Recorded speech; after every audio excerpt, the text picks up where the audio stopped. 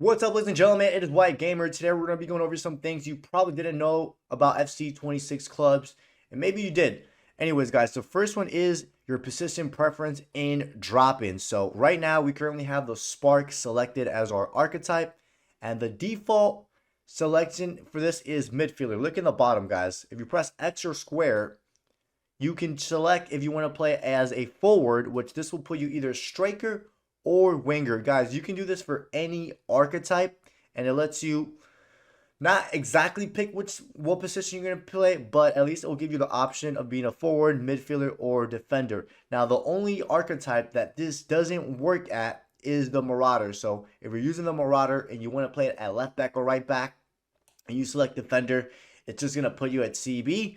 But guys, I think a lot of people didn't know this, where you can pick your preferred group of position. So for example, if you want to use the boss archetype at midfielder or forward and get a better rating for whatever reason, you can do that with any archetype. So this is the first one that I think a lot of people didn't know about the position preference in drop-ins. Remember, when you get into the lobby, you just press X or square, and then this will give you the option of selecting where you want to be on the pitch. Now, guys, this next one is your match rating weight. Now, you can either pause the game or wait until halftime, but go to your performance, and each archetype, guys, if we look in the top where it says possession, shooting, passing, defending, and goalkeeping, each archetype has a weight. So, for example, I'm using the Spark. The possession is max. The shooting weight is high.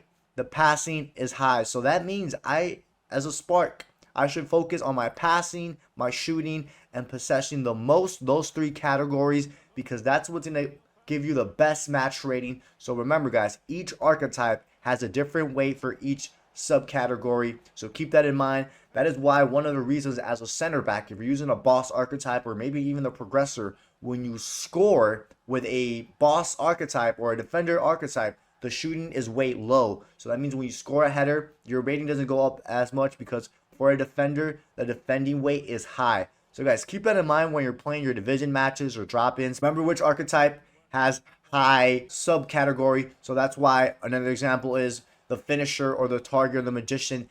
The shooting is weighted high. So when you score a goal, or by the time you score 2 goals, your match rating shoots up really high, because EA takes these subcategories into consideration. If you're playing as a goalkeeper, your goalkeeping one will be weighted really high. So that's something to know.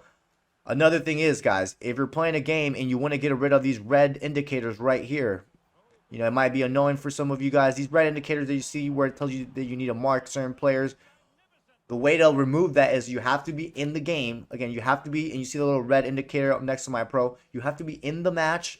Then you go to your settings. Then you go to game settings. Then you go to where it says be a pro player and turn position indicator off and threat indicator off. The only way to turn these off is you must be in game, guys. And that's how you turn that off. Now we go back to the match.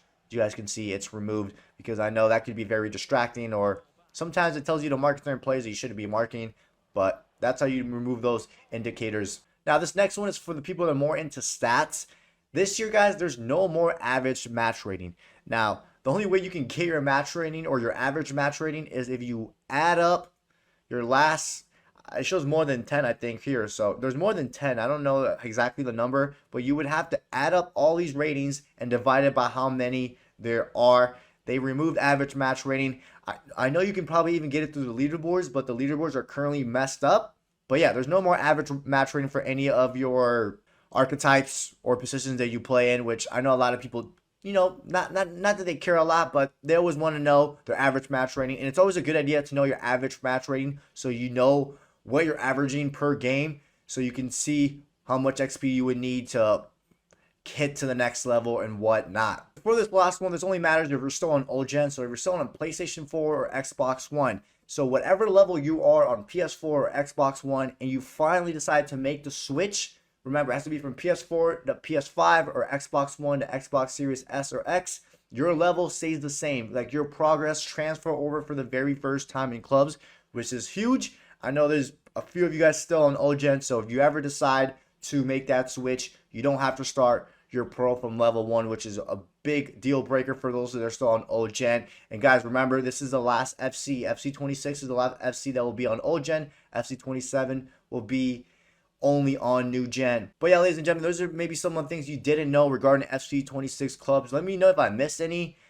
But other than that, don't forget to drop a like, subscribe, and I'll catch you guys next time.